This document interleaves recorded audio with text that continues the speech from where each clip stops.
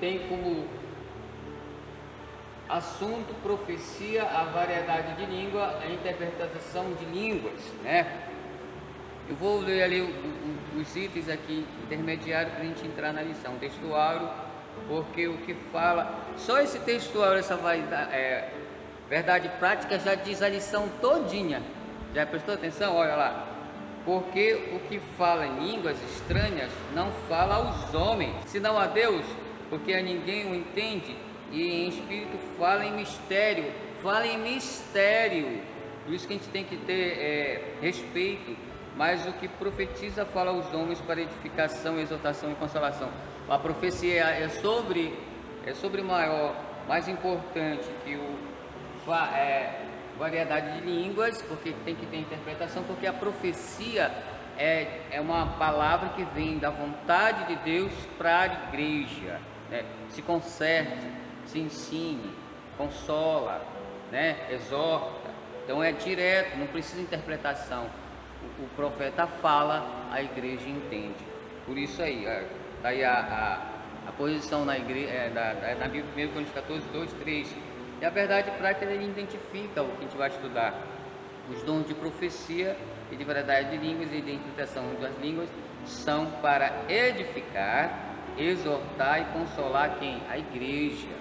Lembrando que é a igreja verdadeira que ele consola, porque a igreja que segue dogmáticos humanos não é consolada, não é edificada, não é exortada, porque ela é mais carnal do que espiritual. Essa edificação, essa exortação, essa consolação era para a igreja verdadeira, aquela que adora, aquela que vem procurar a presença de Deus, aquela que vem aqui em espírito e verdade. É essa que ele consola. Aquela que vem assim só para conversar, só para mostrar alguma coisa, não vai nem prestar atenção no título do que o pastor está falando. Aquele irmão, o que o pastor deu aí? Pai, não sei, nem prestei atenção. Ele não foi exortado, ele não foi edificado, ele não foi consolado, porque ele não é a igreja verdadeira. Amém? Infelizmente. A nossa leitura bíblica, né? Em 1 Coríntios 12, 7 a 14, 7, 10 a 12, de 14 a 26, 32. Eu vou ler todinho. 1 Coríntios 12, versículo 7. Mas a manifestação do Espírito é dada a cada um para o que for útil, né? Exortar, consolar, edificar, conforme a situação da igreja. Quando eu falo igreja, eu quero que vocês prestem atenção nisso. Quando eu falo por igreja, eu não falo em prédio, eu falo pessoa. Igreja, pessoa. A gente tem que parar de confundir isso. Igreja, prédio é uma coisa, igreja em termos de profecia, de exortação, de edificação, é pessoa, tá? A operação de maravilhas, a profecia, nós vamos dar hoje a outra, o dom de discernir o Espírito, já demos, a outra da variedade de línguas, vamos dar também. E a outra, a interpretação de línguas, né? Vamos dar hoje também. Mas é um só Espírito, opera todas essas coisas, repartindo particularmente a cada um que quer. Aí eu achei interessante para mim esse versículo 12, é mistério de Deus. Porque assim como o corpo é um e tem muitos membros, e todos os membros sendo muitos, são um só corpo, e assim Cristo também. Como é que muitos são um? Como é que Cristo é um e é três? Entendeu o mistério? Então, todos em um só Espírito é um corpo, embora sejam muitas igrejas. Mas se estiverem em Espírito, verdade, em um só Espírito, são um. Então aqui é mistério, versículo 12. Aí vamos para o capítulo 14, versículo 26.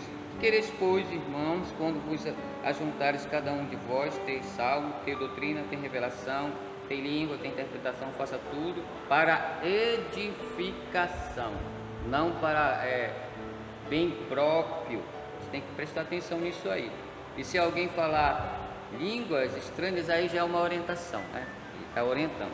Faça isso por dois ou por quanto muito três, e por sua vez haja intérprete. Falar línguas sem intérprete é edificação própria. Então, se não tem intérprete, você fale baixinho para não atrapalhar a adoração do outro, mas se tem intérprete, fale alto para que todos ouçam, né? Mas se não houver intérprete, esteja calado na igreja e fale consigo mesmo, com Deus, porque você vai edificar a si mesmo. Fala dois ou fala três profetas e outros julguem, mas se há outro que estiver assentado por for revelado por alguma coisa, cale-se o primeiro, porque todos podereis profetizar uns depois dos outros, para que todos aprendam, a todos sejam consolados, e o espírito dos profetas esteja sujeito aos profetas. Na igreja de Coríntios era uma bagunça, não tinha ordem, era falar línguas para ali, 2, 3, 4, 5, vários profetas profetizando, aí não edificava nada, não exortava nada, não ensinava nada. Aí Paulo chegou lá, não, vocês estão exagerando nos dons, vamos colocar 1 ou 2 falando, né? Se tiver intérprete, os dois fala, para e um fala, para que a igreja edifique. Se não tiver intérprete, todos ficam falando baixinho. Mas se tiver um profeta falando, que vai falar na língua, todos ficam calados e ouçam o profeta. É assim que funciona, e assim tem que ser aqui. Muita gente falando, por isso que só tem aquele silêncio do pastor ali, né? Todo mundo ouvindo. Eu acho que quando eu dou a palavra, eu gosto mais quando todo mundo fica silêncio, porque eu tenho certeza que eles estão aí, ó, quem tem ouvido ouve, né? Porque quando eu calo, aí ninguém deu glória a Deus, bora ver. Eu quase não cheguei lá na porta, tanto que me agradeceram. Ficaram calados, tudo. Nunca ouvi isso, Maurício. Quem te ensinou isso? Eu disse, é estudo, é revelação, é dedicação, é chamado. Tinha que dar mais palavras assim, amém. Todo mundo calado. O costume, ao contrário do assembleano, que vive falando, né? Então, muita bagunça na hora da palavra complica, atrapalha.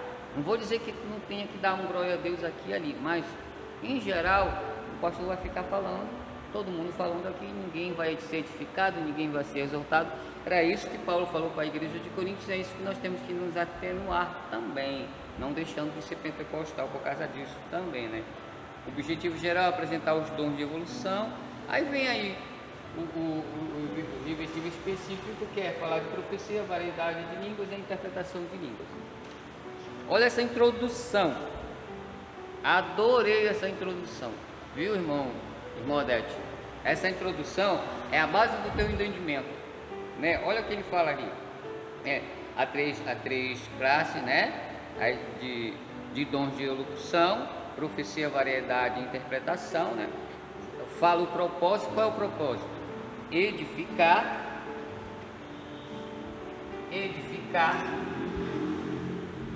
Ponto culminante de tudo isso aí. Ele edifica, ele exorta, né? E ele consola. Propósito. Tá aqui. Para que serve isso aqui? Para edificar, para exaltar, para consolar. Se esses itens não fazem isso, não são de Deus. Entendeu agora? Deus coloca o profeta na igreja, Deus coloca a variedade de línguas. A variedade de línguas, quando ela é interpretada, ela faz tudo isso aqui. Quando ela não é interpretada, ela edifica só o indivíduo, mas ela está trabalhando, ou um ou todos, com a interpretação. E o profeta faz tudo isso aqui, por isso que ele é acima das duas. Então, se a profecia não edificar, não exortar, não consolar, não é de Deus. Fácil de identificar, né? Embora isso aí não é fácil, mas já é uma direção. A variedade de línguas, ela edifica só o varão ou a varoa, mas se tiver interpretação, ela edifica, ela exorta, ela consola igual o profeta.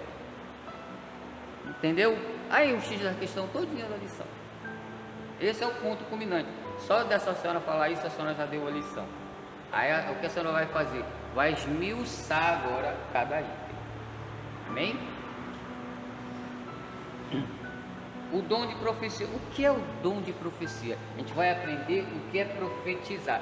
Irmão Maurício, se eu ler aqui 1 Coríntios 14, só ler, eu estou profetizando. Quem escreveu isso aqui foi o homem? Foi Deus usando a mão do homem. Então, quando tu lê a palavra de Deus, lê Você já veja como eu leio ali? Eu leio pontualmente, como se eu estivesse falando aqui. Então a leitura pontual, a igreja entende. Aí o que é ela? Ela é edificada, ela é exortada e ela é consolada, porque é profecia de Deus usando o oráculo que está lendo. Então se tu lê pausadamente, sem pressa, lendo como explicando, como eu estou fazendo aqui, a igreja vai entender, vai ser exortada, vai ser edificada, vai ser consolada. Só na leitura, né? Aí explicar, explanar já é uma coisa espiritual, né? Amém? O que é o dom de profecia, né? Tá ali o dom de profecia, olha, é a mensagem espontânea espiritual, inspiradas pelo Espírito Santo em uma língua conhecida, para que se fale também, para que se ouve objetivando, edificar, exortar e consolar. Por exemplo, se a profecia não fizer esses 3 itens aqui, não é profecia de Deus, é do inimigo e é de homem. De Deus é aqui. Esse ponto aqui é, como nós dizemos, é de Deus. Ela tem que fazer esses 3 itens aí. Quando ela não faz, ela é inimigo, ela é de homem. Eu já vi uma profecia aqui de um varão ia morrer. Eu profetizei a morte dele e o irmão Alexandre também. Aí veio um dirigente, um tempo depois, disse que ele ia viver, né? Aí eu bati na costa dele: tá profetizando do teu coração, porque tu é amigo dele, não quer que ele morra, isso é profecia de homem. Não, irmão, já foi profetizado que ele vai morrer, tu vai ser envergonhado, principalmente que tu é dirigente. Aí ele ficou todo sem graça. Um ano depois o varão morreu. Aí eu bati na costa dele: não te falei? Para de ser profeta de homem, de Baal, e seja profeta de Deus. Desde aí ele me olhou de outra maneira. Entendeu? Por exemplo, o Fred aqui é meu amigo. Aí eu profetizo, irmão Maurício, que tu vai ser pastor. Aí Deus não falou nada disso, né? Essa profecia é do homem, né? Aí vamos outra versão. Eu ganho um carro, eu vejo muito isso, né? Eu ganho um carro, sou pobre aí, consigo ter um carro. Aí o varão com inveja: eu profetizo, irmão Maurício, que tu vai melhorar. Mas no coração dele ele quer que eu caia. Profecia de Satanás, usando o homem. E tem a de Deus, que diz olha, eu profetizo que tu vai ganhar um carro e ali no futuro eu ganho. Entendeu? A gente tem que discernir isso aí dentro da igreja, porque a profecia, ela é para ter. Igreja sem profecia não é igreja. Igreja que não tem o espírito de profecia não é igreja. Mas aí tem a profecia do inimigo e do homem, né? Então por isso na lição passada nós temos que ter discernimento de entender qual delas é de Deus. Qual é que ela é de Deus? Porque ela edifica, porque ela exorta, porque ela consola. Se ela não fizer isso, não é de Deus. Amém? Está aí o entendimento de o que é profecia. Mas bora lá mais a fundo. A pessoa destinatária da mensagem: profetizar não é desejar a bênção a uma pessoa, viu? Pois essa não é a finalidade da profecia. Não é eu profetizo que vai ganhar o carro, mas não é uma profecia. A profecia não é para isso. A profecia é para ti, uma ordem de Deus para te cumprir. Entendeu? A bênção do carro é outras coisas. Só pode ser abençoada porque tu está na casa de Deus, porque tu está fazendo a vontade de Deus. Com uma observação: Deus dá aquilo que tu pode suportar e não se ensoberbecer. Se Deus perceber que o carro vai te tirar da presença dele, ele não te dá o carro, porque ele te quer na presença dele, né? Entendeu? Muita gente reclama que irmão tem carro, eu não tenho. Ele não tem moto, eu não tenho. Aí eu digo assim: tu já perguntou para Deus se Deus quer que tu ganhe um carro? Porque se tu ganhar o carro, continuar servindo a Deus, ele vai te dar o carro.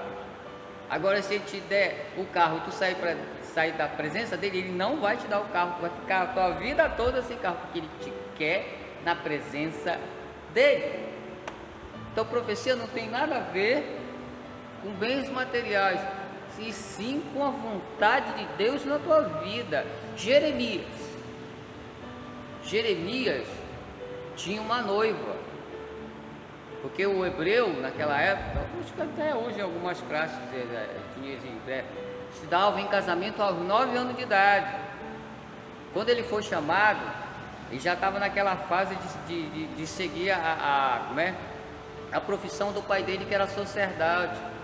Disse: olha, tu vai ser o meu oráculo, mas tu não vai poder mais casar, tu não vai poder ter filho, porque se tu ter filho, o teu rei, o rei que vai atacar a tua cidade, vai machucar a tua mulher e teu filho, para te não falar o que eu quero. Então, proibido para ti casamento e herdade, tu não vai ter nenhuma.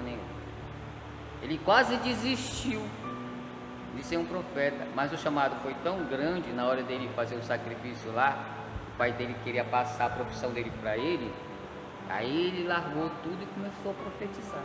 E foi tão forte a chamada dele que ele não aguentou o poder do Espírito Santo dele. Ele morreu sem casar e morreu sem ter filho e sem ter herdade nenhuma. Vocês conhecem a história, é a invasão de Nabucodonosor, não foi? Entendeu?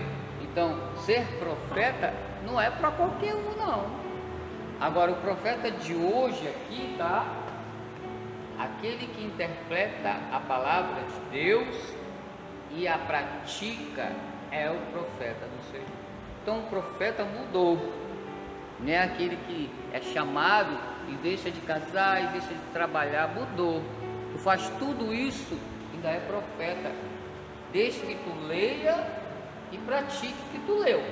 Profeta. Entendeu? Esse que é o profeta de hoje. Hein? Completo. Ele lê, ele interpreta perfeitamente e ele pratica o que ele leu. Profeta. Da feita que ele sair desse patamar, que aí ele está o quê? Está edificando, está exortando, está consolando. Se ele sair desse patamar, ele virou carnal, não é mais profeta. Então, profeta é conforme a tua intimidade com Deus. Perdeu a intimidade com Deus? Perdeu. Por isso que não existe mais. Jesus falou isso. João ou Batista, né? João Batista, como a gente chama. João é Batista porque ele batizava nas águas, mas não é o nome dele, né? João ou Batista, porque não é nome, não é João Batista, né? Jesus disse: tá vendo esse aí? Melhor do que ele, e antes deles não haverá. Esse vai ser o último dos profetas. Acabou em João. Hein? Não. Batista é questão do fundador, que não é nem Batista, é outra situação. É uma complicação aí, mas depois eu te explico. É igual, os nossos líderes, nossos fundadores têm nomes diferentes. Mas por que a Assembleia de Deus? Tem uma história por trás. Amém? É a mesma coisa lá. Entenderam? Bora passar para o segundo ponto aí. Bom, vou adiantar mais um pouquinho esse negócio de profeta. Devemos nos cuidar, pois a Bíblia, tanto no Antigo Testamento como no Novo Testamento, mostra-nos os falsos profetas. Aí eu vou falar de falsos profetas. O Senhor Jesus nos alertou: acautelai-vos, porém, dos falsos profetas, que vêm até vós vestidos como ovelhas, né? Mas interiormente são lobos devoradores. Aí dá a versão aí, Mateus 7,15, é bom vocês mostrarem isso lá na hora. Vigiemos. Quem é os falsos profetas? Tem os verdadeiros.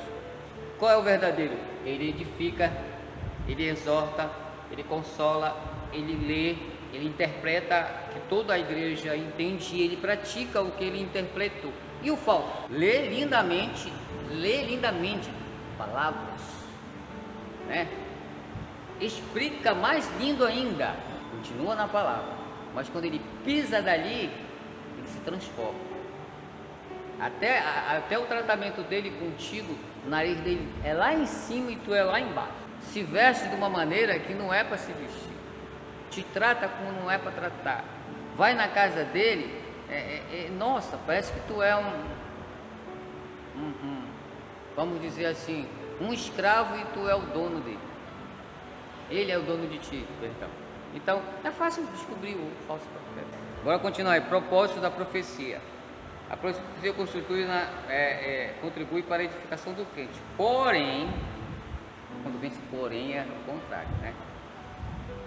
Ainda existe muita confusão, realmente, né?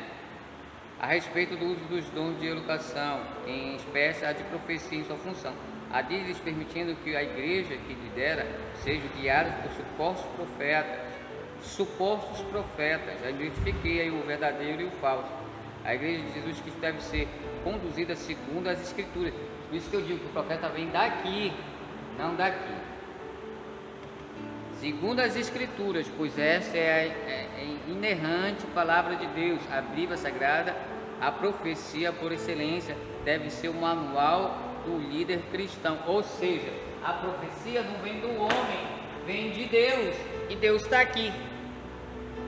Se tu lê, se tu explica de uma forma simples que a igreja entenda e pratica o que tu lê, tu é profeta de Deus, tu é oráculo do Senhor, similar ao do Antigo Testamento. Mas tu tem que estar edificando, exortando e consolando.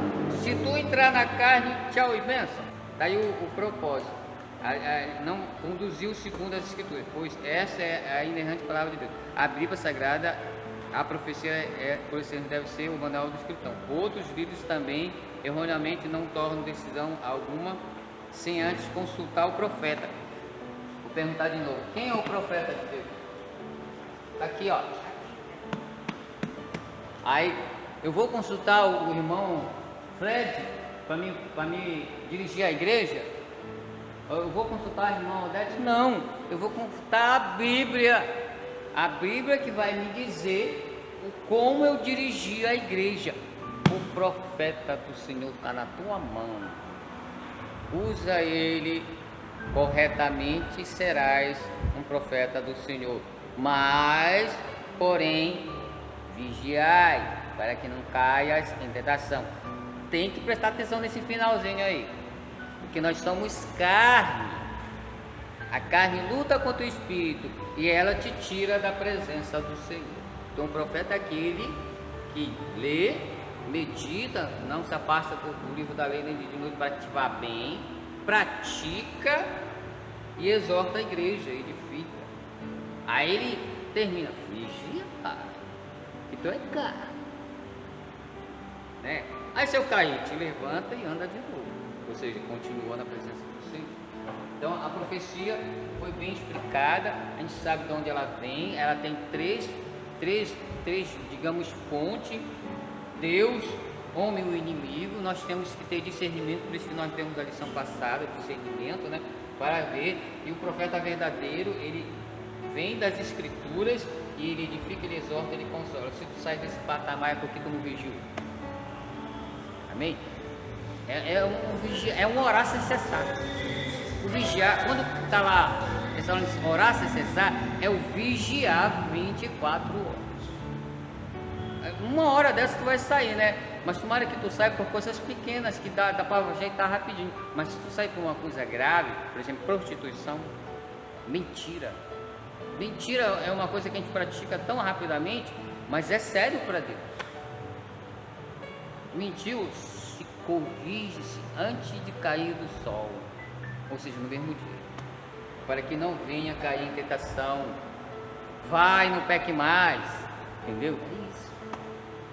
Que a gente tem que estar ali, vigiando a mente, vigiando o desejo, vigiando o olho, vigiando as vestes, vigiando o falar, vigiando o andar, né? Vigiar o tratamento entre eu, me amar e poder amar o outro, porque tu não vai amar o outro se tu não amar a ti mesmo. Vai? Não vai. Amém?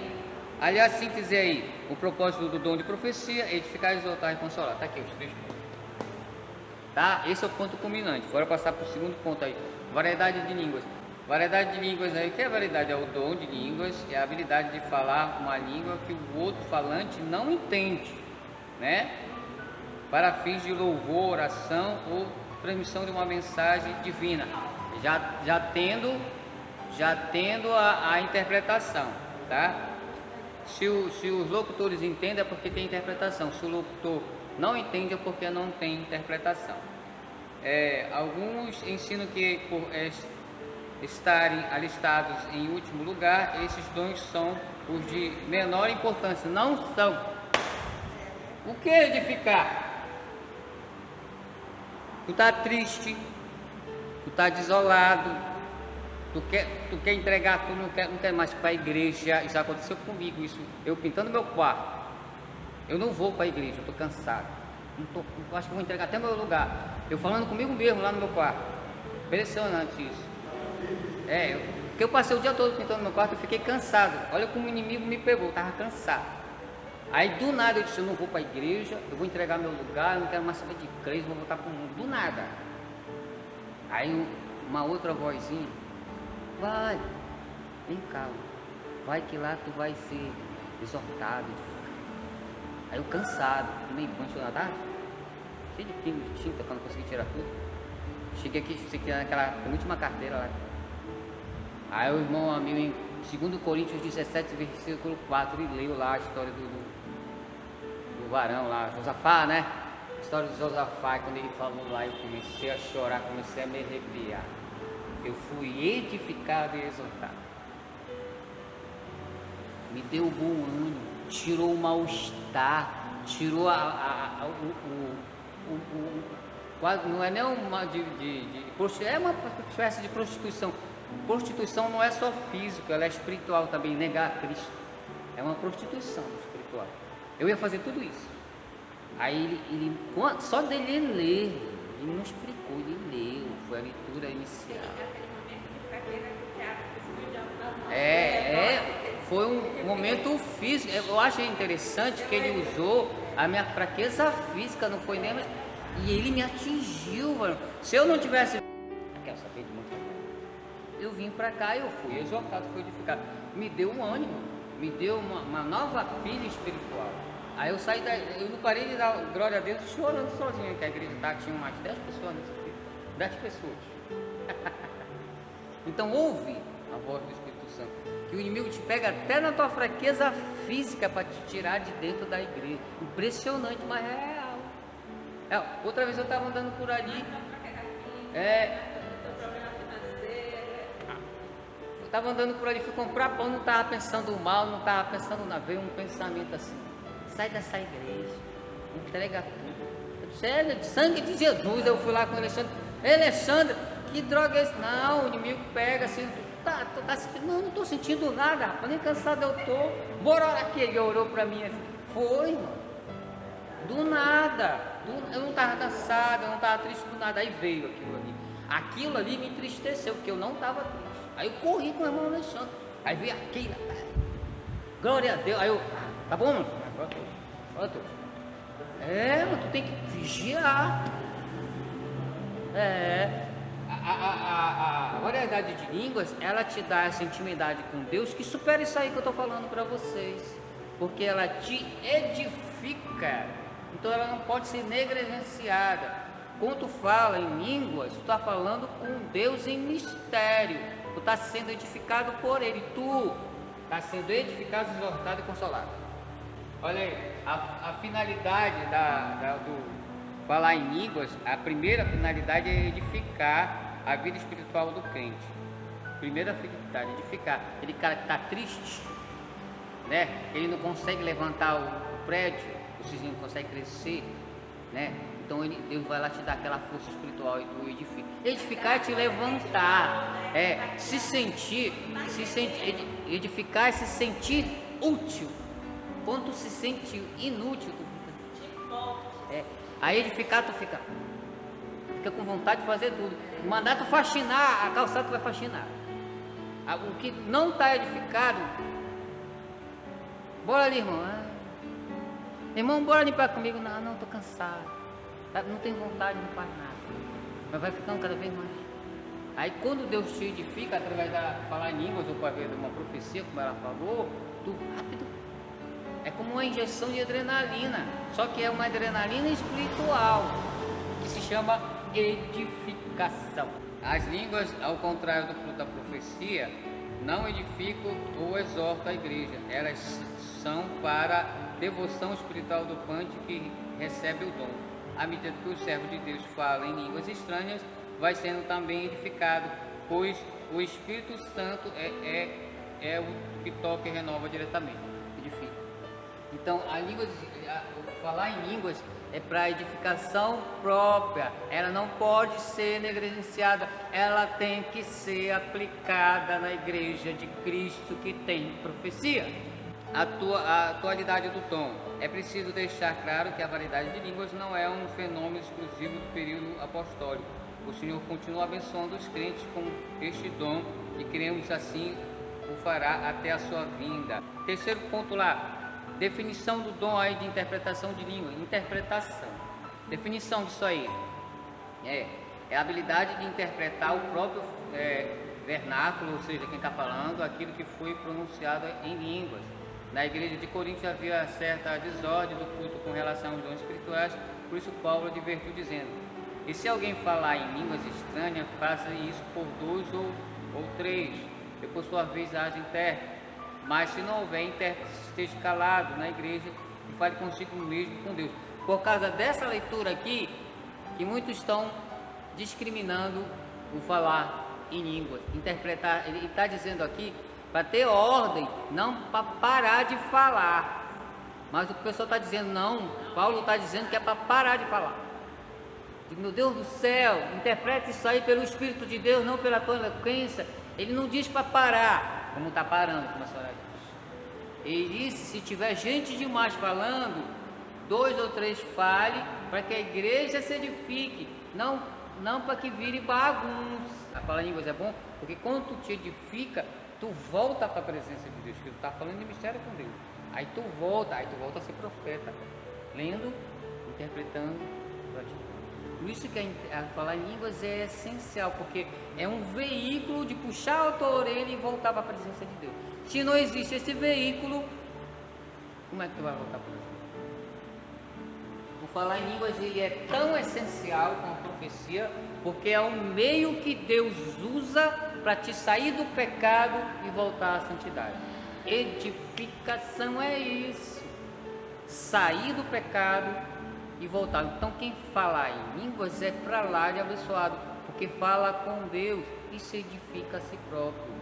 E no testemunho dele edifica a igreja, porque ele vai subir ali, ele vai ler que todo mundo vai entender, vai explanar porque ele está edificado por ter falado em línguas, falou com Deus e vai testemunhar com ele. Tu tem que deixar Deus te usar. O hiperinteligente como é que se diz? Ele se usa por si próprio. Ele é autossuficiente. Nós temos que ser dependentes, não autossuficientes. Temos que ser dependentes de Deus. Assim Deus te usa. Se tu for autossuficiente, inteligente demais, tu vai te usar, mas Deus não vai deixar Deus te usar. Amém?